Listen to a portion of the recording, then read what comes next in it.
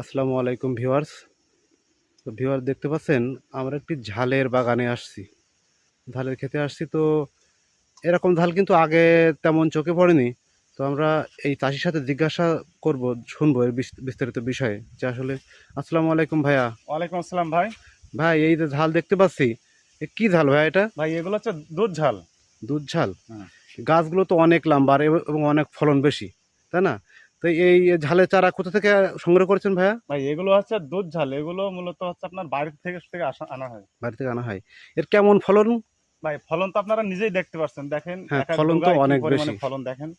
তো ভাই, আমরা বাজারে যে নর্মালি যে ঝাল পাওয়া যায় সেগুলোর চেয়ে কি এই ঝাল আলাদা, অথবা এর কি পুষ্টি গুণাগুণ অথবা মূল্য কেমন কি?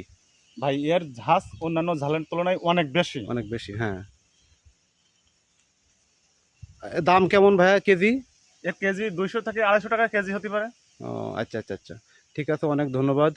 তো দর্শক, ভিডিওটি ভালো লাগলে শেয়ার করে অন্যকে দেখার সুযোগ করে দেবেন এবং লাইক ও কমেন্ট করে পাশে থাকবেন। ধন্যবাদ সবাইকে।